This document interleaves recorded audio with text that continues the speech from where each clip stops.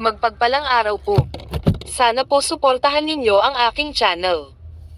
Para po sa mga donation eto GCash number 092984676699.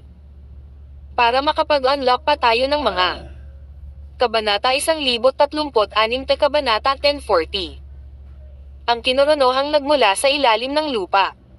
Kabanata 1036. Nang marinig ang mga salita ng magsasaka na mukhang kabayo, ang lahat ay biglang nakaramdam ng kaba at gamaan ng sabay-sabay. Ngunit, malinaw na naramdaman ito ni Caspian.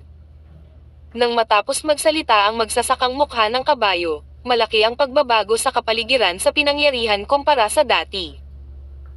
Lahat ng taong naruroon ay mga estranghero, naramdaman pa nga na papasok na sila sa iisang sekta.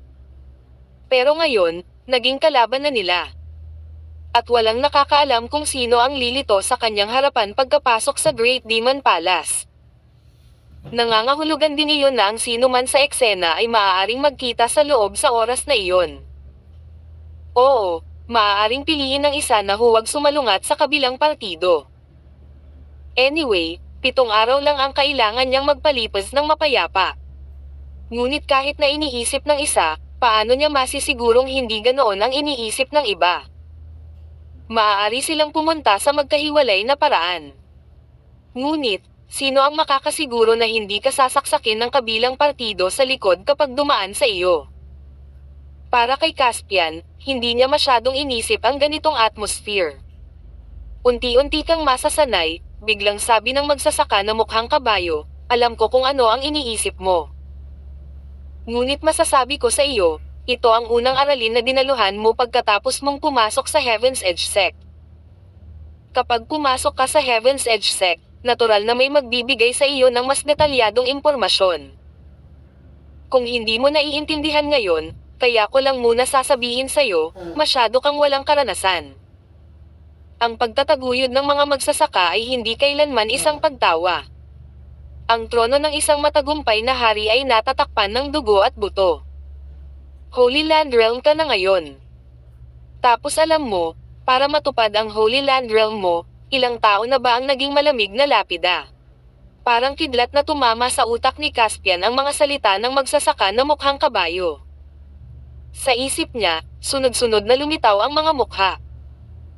Sa daan patungo sa promosyon, nakapatay siya ng maraming tao, at sa tuwing papatayin niya ang isang tao, maaari niyang tuwiran o hindi direktang mapahusay ang mga mapagkukunang kailangan niya. Ang ilan ay mga espiritong bato, ang ilan ay mga kakaibang mineral at ani, at ang ilan ay mga pamamaraan ng paglilinang, at iba pa. Kung gusto mong umakyat ng mas mataas, kailangan mong umakyat sa mas mataas na mga hakbang sa ilalim ng iyong mga paa.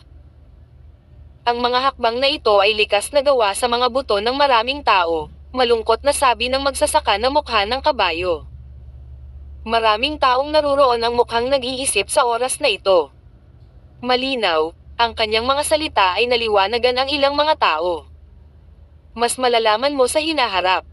Ngunit bago iyon, bumalik ng buhay at pumasok sa Heaven's Edge Sect, kinumplito ng mukhang kabayong magsasaka ang kanyang mga salita. Pagkatapos ay idinagdag niya, ang patay ay natural na magiging isang hagdan sa ilalim ng paanan ng mga buhay. Sa makatuwid, pagkatapos ng 7 araw, ang mga bumalik mula sa Great Demon Palace ay magiging mas malakas kaysa ngayon. At ito ang katotohanan. Ito ang daan tungo sa kawalang kamatayan. Ang mga salitang ito ay hindi magarbong. Nang magsalita ang magsasakang mukha ng kabayo, napakakalma pa nga ng tono nito. Ngunit sa sandaling ito, para itong apoy na nagpasiklab ng apoy sa puso ng lahat ng naruroon. Mahaba ang landas tungo sa immortalidad at parang 1,000,000 sundalo at kabayo ang naglalaban sa iisang tulay.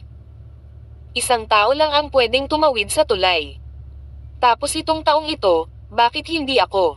Anuman ang landas na iyong tahakin, kahit na pinoprotektahan mo ang iyong mga kasama, kailangan mong maging sapat na malakas upang gawin ito. At paano ka magiging mas malakas? Hindi ko naman kailangang ipaliwanag ng detalyado, di ba? Kung ganoon, maghihintay ako sa iyong pagbabalik. Pagdating ng panahong iyon, ang nagbalik ay magiging mga kapwa nating alagad. Pagkatapos nito, tumanggo ang magsasaka na mukhang kabayo sa 3 tao sa tabi niya. Isa sa 3 cultivator ay ang palpak na lalaking cultivator na nakita ni Caspian noon. Bagamat hindi pa nakita ni Caspian ang ibang lalaki at babae, lahat sila ay mga cultivator ng Heavenly Spirit Realm. Kanya-kanyang naglabas ng kristal ang 4. Malinaw ang kristal, at may dampi ng pula sa gitna. Para bang may nabukong dugo sa loob. Ang 4 na taong ito ay may hawak na kristal. Pagkaraan ng ilang saglit, biglang sumambulat ang pulang kulay ng 4 na kristal na parang sumisikat na pulang araw. Ang pulang ilaw na ginawa sa isang iglap ay nagpalaki sa mata ng lahat, agad na bumuhos ang mga luha. Nagmamadaling pumikit ang lahat.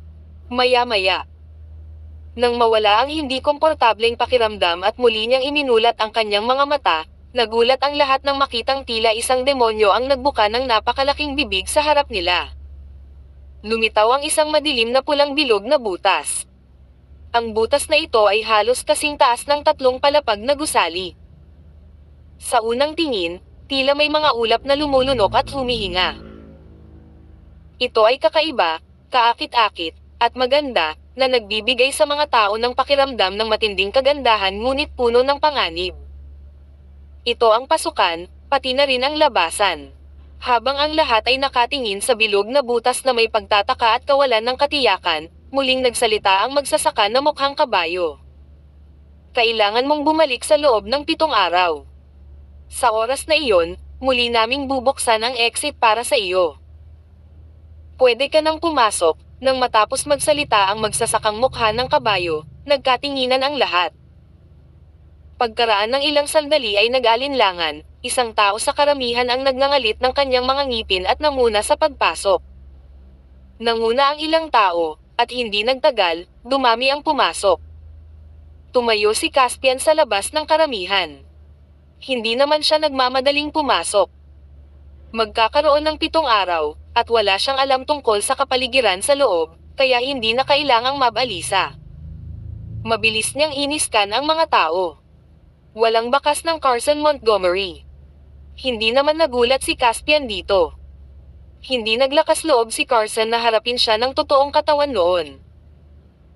Sa sandaling ito, tiyak na gumamit siya ng ilang paraan upang itago ang kanyang kinaroroonan at makihalubilo sa karamihan. Ang kakaibang nararamdaman ni Caspian noon ay hindi niya nakita si Star Nelson.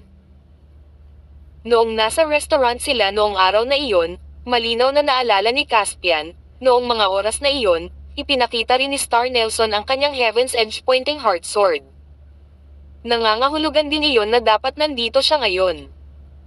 Mula sa tono ng magsasaka na mukha ng kabayo at tie the lion, ang babaeng iyon ay tila may kakaibang pagkakakilanlan. Mali ba ako? Hindi na niya kailangang pumasok sa Great Demon Palace ngayon. Habang malalim ang kanyang iniisip, nakita ni Caspian na halos 60% ng cultivator ang nakapasok sa Red Hole.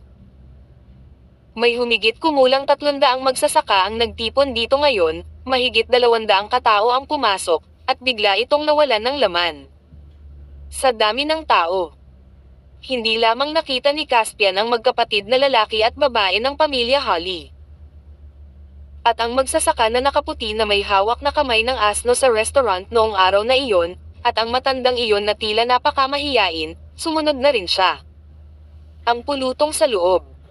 Gayunpaman, hindi hawak ng magsasaka na nakaputi ang asno ngayon. Nang makitang paunti-unti na ang natitira sa labas, nagsimula na ring sumulong si Caspian. Sabay kuha ng kanyang telepathic jade at sinulyapan ito. Mula nang dumating siya sa Enigma City, walang balita mula kay Jessica.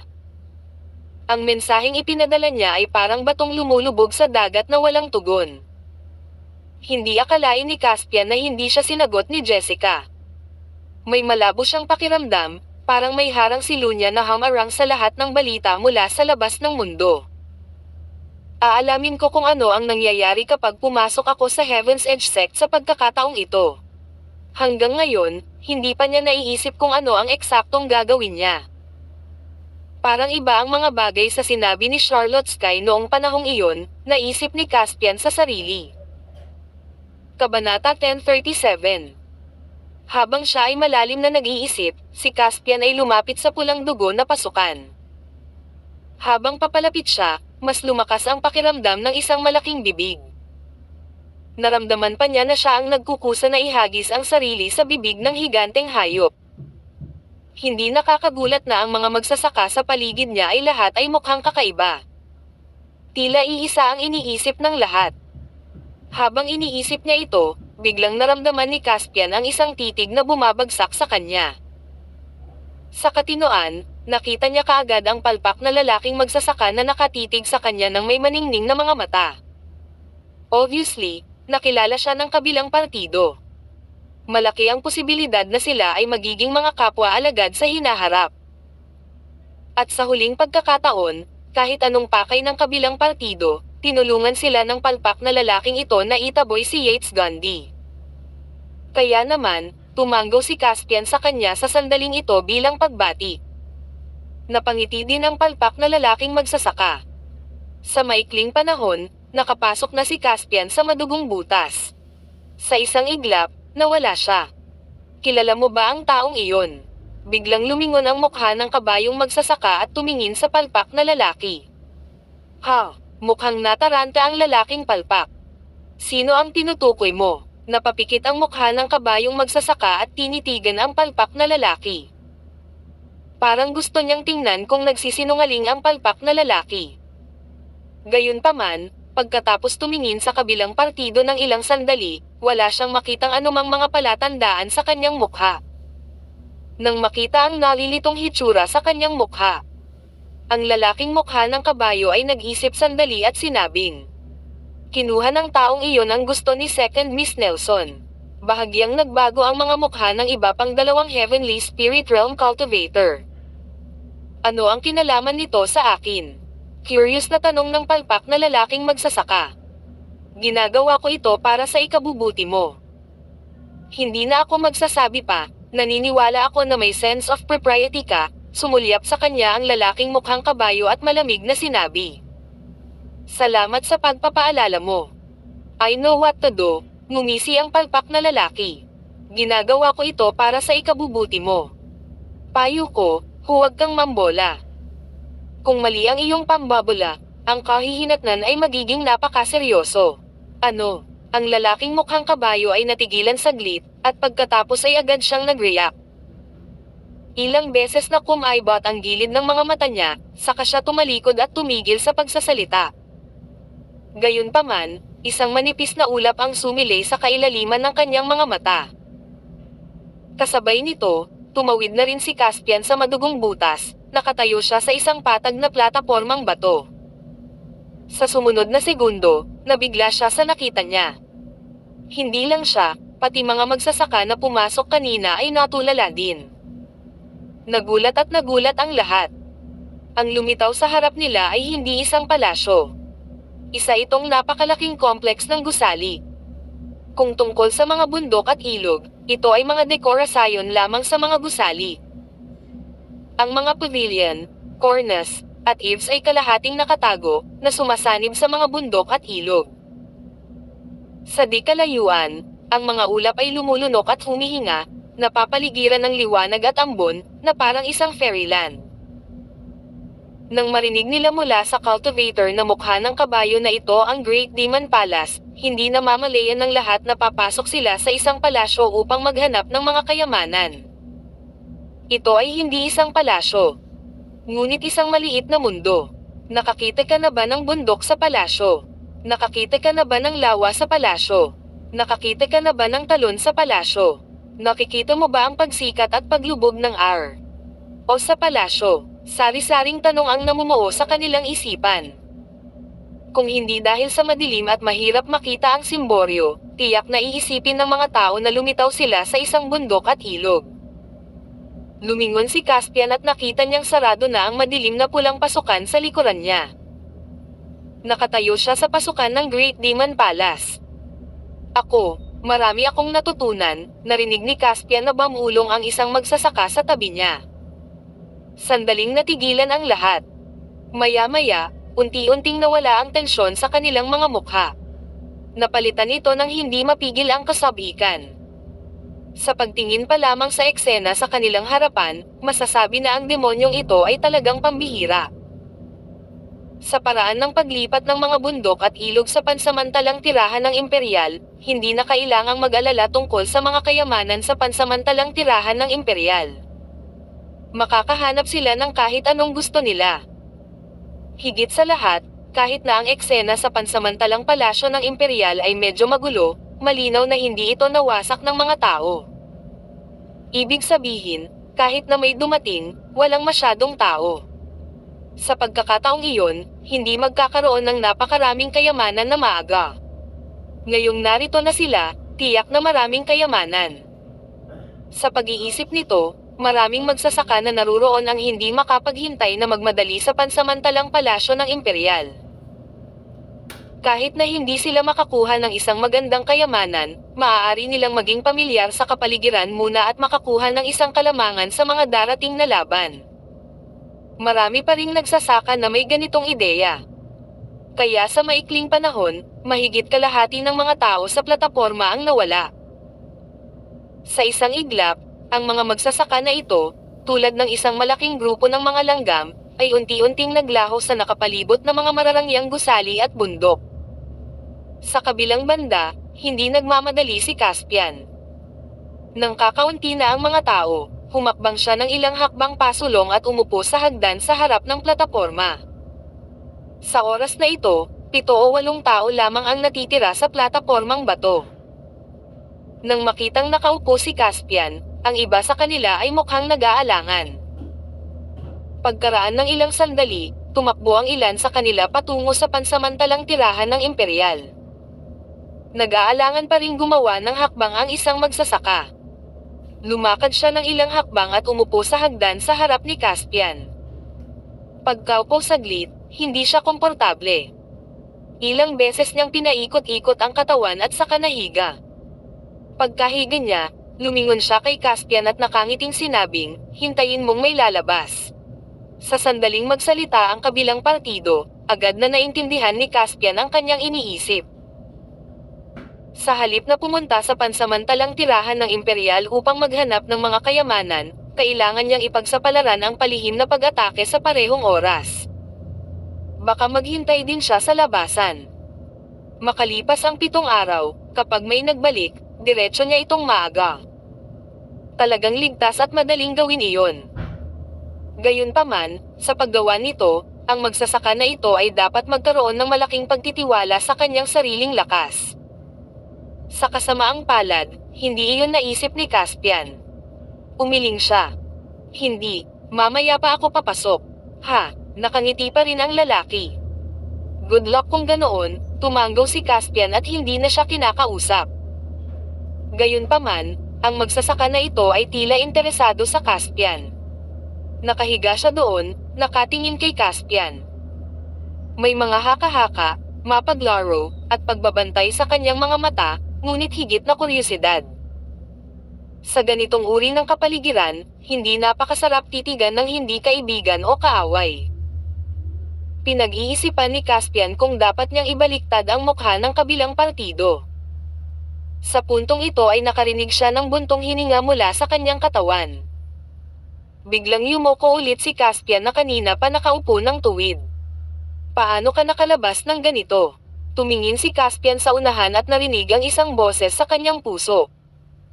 Ang taong nagsalita ay ang taong nasa pintuan ng impyerno. Matapos makapasok sa Great Demon Palace, ang isang matagal nang nanahimik ay nagkusa na gumawa ng tunog sa unang pagkakataon. Kabanata 1038. Si Caspian ay lubhang nagdududa sa sandaling iyon.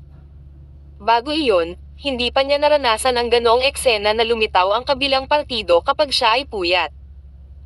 Ito ba ay isang senyales na sasakupan niya ang aking katawan pagkatapos mawala ang selyo? Sa pag-iisip nito, biglang nakaramdam ng lamig sa kanyang puso si Caspian. Napakamemorableng lugar. Ang taong nasa Gates of Hell ay muling nagsalita sa sandaling ito. Nang marinig ito, pumikit si Caspian at medyo nagbibiro, "Kanina ka pa ba dito, kaya hindi mo napigil ang tumakbo palabas kapag may nakita ka?" "Oo, syempre nakapunta na ako dito, Ham." "Talaga? Kung gayon saan ang lugar na ito? Nagtataka si Caspian. Ang taong nasa pintuan ng impyerno ay hindi maisip na makapangyarihan. Kahit ang patriarch ng Green Paradise Sect ay hindi nang ahas na lumaban. Sa halip, hinugasan niya ang sarili at itinaas siya sa hangin, na nagpapahintulot sa kanya na ubusin siya. Sa makatuwid, si Caspian ay palaging masyadong mausisa tungkol sa pinagmulan ng taong ito. Sa sandaling ito, sinabi ng taong ito na nakapunta na siya sa Great Demon Palace. Matapos malaman kung sinong dakilang demonyo ang kabilang sa pansamantalang imperial na tirahan na ito, mas madaling mahinuha ang pinagmulan ng taong ito pagkatapos noon. Siyempre nakapunta na ako dito, malinaw, mas marami ang sinabi ng taong ito kaysa karaniwan ngayon. Ito ang aking bahay, hindi nakaimik si Caspian. Stop fooling around, ilang sandali pa, ngumiti si Caspian at sinabi. Hindi ako nagloloko, ito ang aking bahay, isang patio ng aking bahay, kaya natural na ito ay aking bahay, natigilan si Caspian. Niloloko mo ba ako? Tanong ulit ni Caspian. Ha? Noon, ako, okay, I see, bago pa man matapos magsalita ang lalaki, diretso siyang pinutol ni Caspian. Kung ganoon, dapat alam mo kung nasaan ang iyong mga kayamanan. Sinadya ni Caspian na obserbahan ang sitwasyon at pagkatapos ay palalimin ito. Ngayon, narito ang amo, na magliligtas sa kanya ng problema. Ang iba ay maingat pa ring naghahanap ng Heaven Treasure at Earth Treasure. Kasabay nito, kailangan nilang mag-ingat sa biglaang pag-atake. Maaaring lumakad si Caspian sa kayamanan ng pamilyar, kinuha ito, at umalis. Napakagaling noon, ha? Bakit ko? Sasabihin sa iyo, natigilan si Caspian. Bago pa makapagsalita si Caspian, nagsalita muli ang lalaki, wala na. Sa totoo lang, ito ay nawala, baka sa mga mata ni Caspian ang pagdududa. Sinabi mo sa akin na walang kayamanan sa ganoon kalaking lugar. Noong namatay ako. Ang mga bagay na iyon. Lahat ay sumabog. O kinuha ng mga taong iyon. Kaya't wala na silang lahat.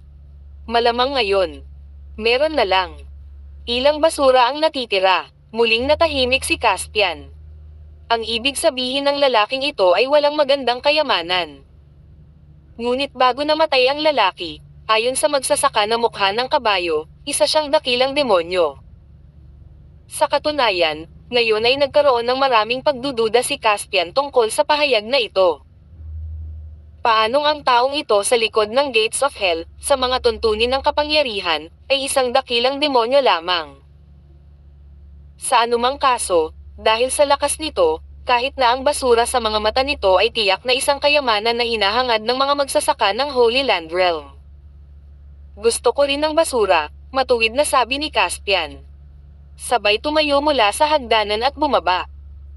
Hindi lamang siya gumamit ng mga salita, ngunit kumilos din upang patunayan ang kanyang determinasyon. Ang magsasaka, na nagmamasid kay Caspian, ay nabigla sa kanyang mga aksyon sa sandaling ito. Kung gusto mo, saka tingnan mo. Marami pa ring basura. Pero, bakit ko ito ibibigay sa iyo? Mukhang malaki ang naitulong ng kapangyarihan ng galaw ni Yates Gundy sa pag-recover mo. Sinabi ni Caspian. Mas marami kang nagsasalita sa pagkakataong ito kaysa dati. Pagkaraan ng ilang sandali ng katahimikan, sinabi ng lalaki, hindi ko ito ibibigay sa iyo, ito ay para sa iyong ikabubuti. Well, anong ibig mong sabihin? Patuloy sa paglalakad si Caspian habang nagsasalita. Tingin ka sa harap. Itinaas ni Caspian ang ulo at tumingin sa harapan. 300 metro sa kanyang harapan, dalawang magsasaka ay malapit ng sumugod sa hagdan. Kung lalayo pa sila, opisyal na silang papasok sa pansamantalang tirahan ng imperial. Sa harap ng hagdan, may malalim na bangin sa magkabilang gilid. Dapat ay parang pool. Kaya lang, kasing lapad ng moat ang ginawa ng pool na hindi inaasahan. Nang nasa harapan na silang dalawa ng hagdan, biglang sumilay ang dalawang puting anino mula sa malalim na kanal sa magkabilang gilid. Walang sino man sa mga magsasaka na dumaan sa lugar na ito ang inatake. Kaya naman, hindi inaasahan ng dalawang magsasaka na may mangyayari sa sandaling ito. Ang isa sa kanila ay kumislap na may puting figure. May nag-click, wala na ang magsasaka sa kaliwa. Walang ulo, ibinuka niya ang kanyang kamay at sumure-sure ng ilang hakbang. Bigla siyang nahulog mula sa hagdan at nawala. Ang isa pang puting anino, tulad ng isang sawa, ay samalo sa magsasaka sa kanan at kinaladkad siya pababa sa bangin bago siya makalaban. Huminto rin sa sumunod na sandali ang takot na dagandong ng magsasaka. Ang buong proseso ay tumagal ng wala pang isang kisap mata. Kung walang balon ng dugo sa hagdan, walang maniniwala na may dalawang magsasaka na dumadaan. His. Nakarinig si Caspian ng buntong hininga sa likuran niya. Paglingon ni Caspian ay nakita ni Caspian na ang magsasaka na kanina pa nakahiga sa hagdan ay tumalikod at umupo. Ang kanyang mga mata ay dilat na dilat at ang kanyang bibig ay sapat na ang lapad para sa 4 o 5 itlog sa sabay-sabay. Teka, ngayon mo lang ba nakita? Inabot ng cultivator at tinanong si Caspian na may nanginginig na boses. Ano iyon? Hindi ko nakita, anong meron? Habang nagsasalita, nakaisang dosenang hakbang na si Caspian pababa. Nakatulala pa rin ang magsasaka. Nang marinig ang sinabi ni Caspian, hindi niya maiwasang magtaka kung kanina pa ba siya nasilaw. Sa oras na ito, naisip ni Caspian, ano iyon ngayon? Siguro. May hinanakit na kaluluwa. Hehe. Dapat mong malaman na maraming tao ang namatay dito sa oras na iyon. Nang marating na niya ang dulo ng hagdan, huminto si Caspian. Sa sandaling ito, nakita niya na sa lupa sa kanyang harapan, bilang karagdagan sa isang pool ng dugo, mayroong 2 gintong Heaven's Edge pointing heart swords. Ang mga gintong espada ay tahimik na nakahiga sa lupa. Ang isa sa kanila ay nabahiran ng dugo. Sila ay kabilang sa 2 magsasaka ngayon lamang. Sinabi ng cultivator na mukhang kabayo na hindi ligtas na mawala ang Heaven's Edge pointing heart sword. Ngunit nang ang 2 taong ito ay inatake pa lang, ang Heaven's Edge pointing heart sword ay nasa kanilang katawan pa rin. Sa pag-iisip nito, biglang kumislap ang mga mata ni Caspian. Bigla siyang may naisip.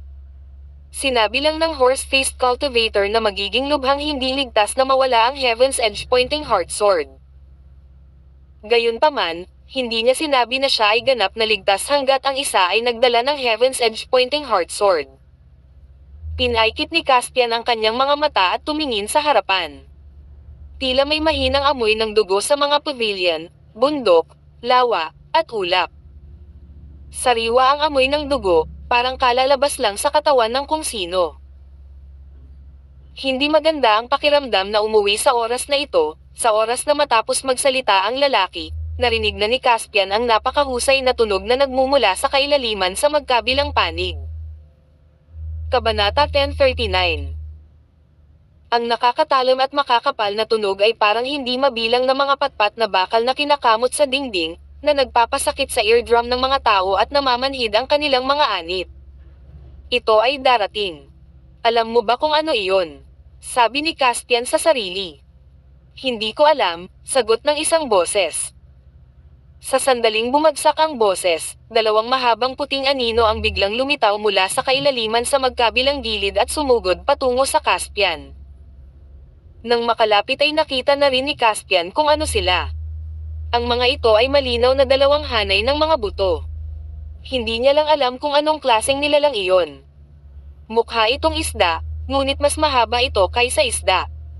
Ang mahahabang buto nito ay pilipit na parang gusot na sawa. Isang magsasaka ang nasalikop at kinaladkad pababa. Bumukas ang bungo kay Caspian. Kung walang balat at laman, lalong naging mabangis ang mga ngipin sa bibig nito. Para silang matatalim na espada. Ang bawat ngipin ay kasing haba ng kalahating braso. Ang isa sa mga ngipin ay nabahiran pa ng matingkad na pulang dugo. Sa sandaling ito, pareho silang bamuka ang kanilang mga bibig at sinuntok si Caspian.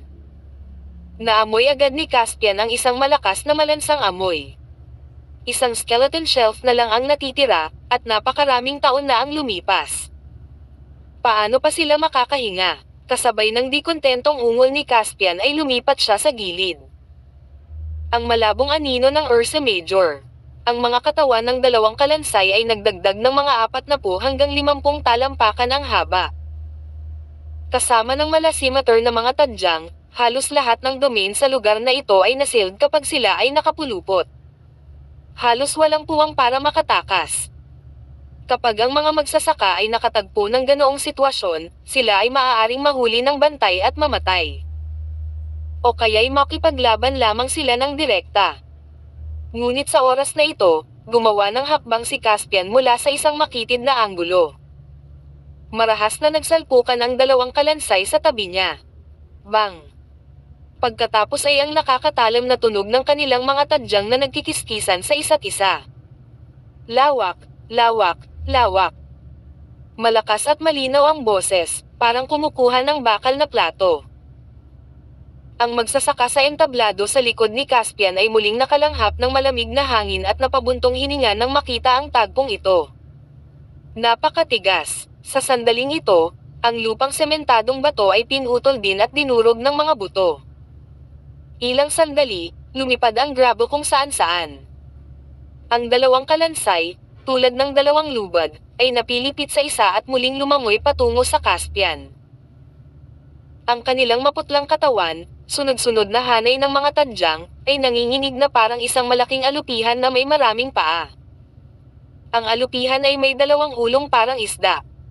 Ang bawat ulo ay kasing laki ng harap ng isang karwahe. Kung nakita ito ng duwag, malamang na matakot siya hanggang sa mamatay. Muling bumulalas ang magsasaka, gaano kalaki. Sa sandaling ito, si Caspian ay nasa tabi ng mga kalansay. Nagdilim ang mukha ni Caspian nang makitang bumungad talaga sa kanya ang dalawang bagay na ito na hindi niya alam kung paano ilarawan. Sa tingin mo ba mabubuli niyo akong dalawa gamit ang mga numero? Habang nagsasalita siya, nanginginig ang pulso ni Caspian. Ang 8 Desolate God Terminator Halberd ay sumambulat ng isang kalunos-lunos na aura at naging pula at itim na liwanag, na direktang bumagsak patungo sa ulo ng isda. Bang! Isang ulo ang agad na nabasag sa hangin. Hindi bumagal ang 8 Desolate God Terminator Halberd. Binasag nito ang kalahati ng kabilang ulo sa lupa. Isang malaking butas ang biglang lumitaw sa lupa. Kumakalat ang malalaking piraso ng luha sa lahat ng direksyon. Ang balangkas, tulad ng isang mabigat na lubad, ay nahulog mula sa hangin at nabasag ang isang hubog na kanal sa lupa. Ang magsasaka sa platform ng bato ay bamuka ang kanyang bibig sa sandaling ito, hindi makagawa ng anumang tunog. Puno ng gulat at hindi makapaniwala ang mga mata niya.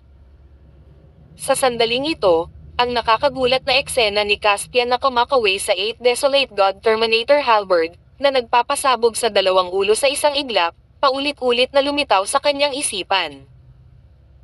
Sa katunayan, hindi pa nagtagal, lihim pa rin niyang iniisip kung dapat ba niyang alisin muna si Caspian at kunin ang Heaven's Edge Pointing Heart Sword ng kabilang panig. Buti na lang at hindi niya inatake si Caspian noong mga oras na iyon. Kung hindi, ang sino mang makakakuha ng Heaven's Edge Pointing Heart Sword ay hindi sigurado. Sa oras na ito, sinipal ni Caspian ang mga kalansay sa lupa. Nang wala ang kanilang mga ulo, ang dalawang kalansay ay tumigil sa paggalaw. Ang mga kalansay ay tila walang espesyal maliban na ang kanilang mga katawan ay medyo matigas. Walang nahanap si Caspian na katulad ng corpse elixir, kaya medyo nadismaya siya. Nakuha lang niya ang dalawang Heaven's Edge Pointing Heart Sword sa lupa at nagreklamo sa kanyang puso habang naglalakad siya pasulong. Paano magkakaroon ng gayong bug sa iyong pansamantalang imperial na tirahan? At walang mabuti. Hindi ba ito masyadong nakakahiya para sa iyo, bilang isang dakilang demonyo? Ipinagpalagay ni Caspian na ang tao sa likod ng Gates of Hell ay tiyak na hindi isang greater demon. Bukod dito, ang relasyon sa pagitan nila ay napakabanayad. Sa kasalukuyan, lahat sila ay gustong pumatay sa isa't isa, ngunit pansamantalang walang paraan upang balansehin sila. Sa makatuwid, Sa sandaling ito, si Caspian ay hindi nakakaramdam ng anumang presyon nang sadyang gumamit ng isang mahusay na demonyo upang pagtawanan ang taong ito. Paano kung nagalit siya sa kabilang partido? Gaano man kagalit ang kabilang partido, imposibleng sakupin ng kabilang partido ang kanyang katawan at pagkatapos ay magpakamatay. Hindi ito sa akin. Dito. At ang lugar na ito. Nasabog noong panahong iyon. Well, kung napasabog pero may mga surot pa rin, ibig sabihin napakarumi ng lugar mo, tumanggo si Caspian at sumagot. Bigla na lang parang may na-realize siya at tumigil. Sinabi mo bang sumabog ang lugar na ito? Ikaw ay kinubkob ng isang grupo ng mga tao. At hindi mo man lang naisip. Tumatakbo sa isang bundok sa tabi mo. Tapos anong nangyayari dito? Tumangala si Caspian. Pagkatapos maglakad pababa sa mga hagdan at sumulong saglit, papasok na siya sa pansamantalang tirahan ng Imperial. Sa harap ng Caspian, bagaman ang kalahati ng mga pavilion at palasyo sa mga bundok at mga ilog ay mukhang medyo luma, sila ay ganap na kompleto. Bukod dito, walang mga palatandaan ng pinsala sa mga nakapaligid na bundok at lawa. Bagamat hindi malinaw si Caspian tungkol sa partikular na kaharian at lakas ng lalaking ito, tiyak na mas malakas ito kaysa sa Heavenly Spirit Realm. Maaaring sirain ng Heavenly Spirit Realm ang isang lungsod. Ayon sa lalaking ito, kinubkob siya noong panahong iyon.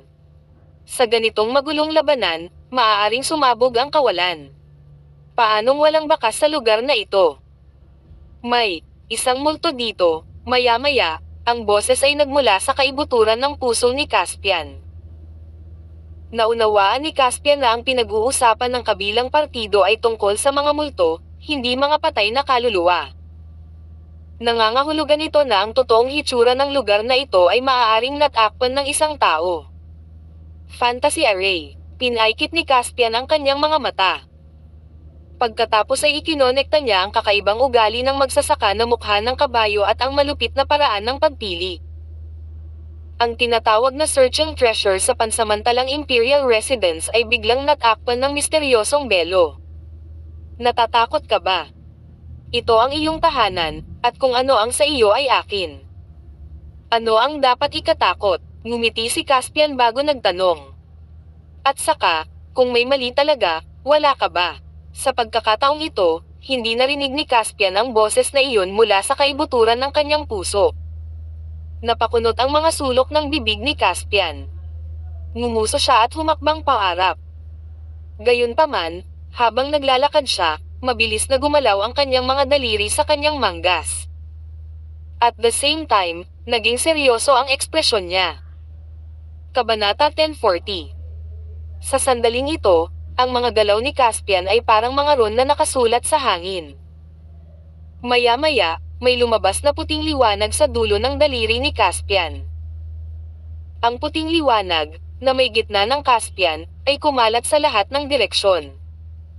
Kung saan kumikinang ang puting liwanag, walang kakaiba sa una.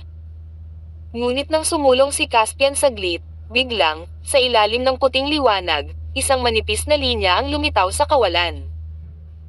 Kasabay nito, naramdaman ni Caspian ang matinding sakit sa dulo ng kanyang daliri. Agad na namatay ang puting ilaw. Ipinasok ni Caspian ang kanyang mga daliri sa kanyang bibig. Ang sakit ay unti-unting nawala. Bahagyang umangat ang sulok ng bibig ni Caspian. Ang sagot ay natagpuan. Inangat niya ang ulo niya at pinagmasdan ang napakagandang eksena sa harapan niya.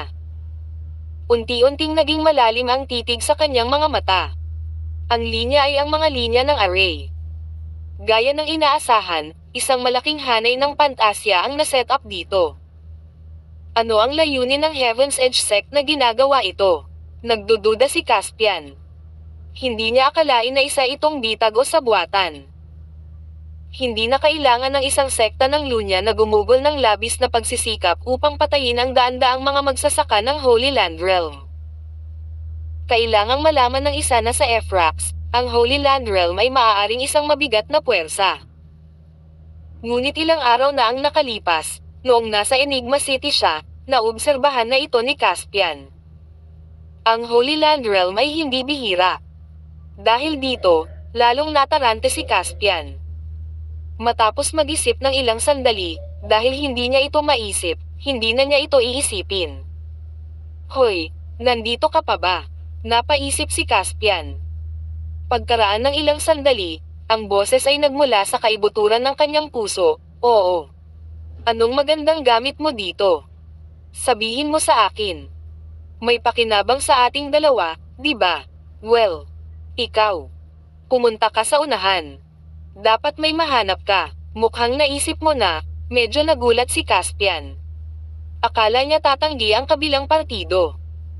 Sa hindi inaasahang pagkakataon, hindi lang pumayag ang lalaki, ngunit mabilis din itong pumayag. Tulad ng, gaya ng sinabi mo.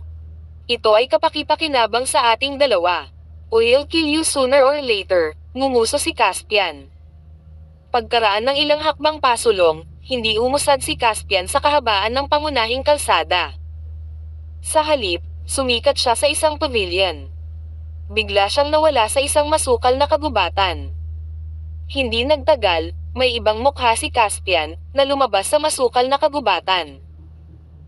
Gamit ang Thousand First Mask, ginawa na ngayon ni Caspian ang kanyang sarili bilang isang ordinaryong magsasaka.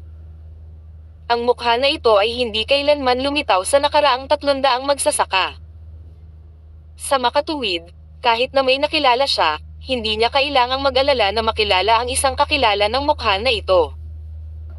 Gamit ang mukha na ito, si Caspian ay nagmamayabang sa direksyon na itinuro ng lalaki sa likod ng Gates of Hell.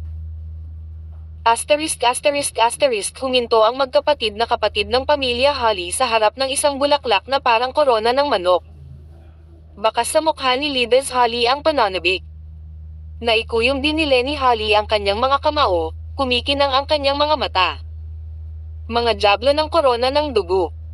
Kapatid, Blood Crown Devils. Napakarami nila dito. Nang sabihin ito ni Lides ay napaiyak siya.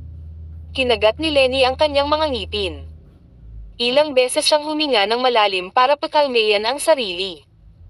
Ganun pa man, nababakas pa rin sa kumakabog niyang dibdib ang kanyang kasalukuyang kalagayan. Kuya, bilasan mo na silang kunin. Samantalahin natin na wala pang nakakatuklas nito, habang nagsasalita ay hinugot ni Lides ang punyal sa kamay at maingat na pinutol ang isang bulaklak.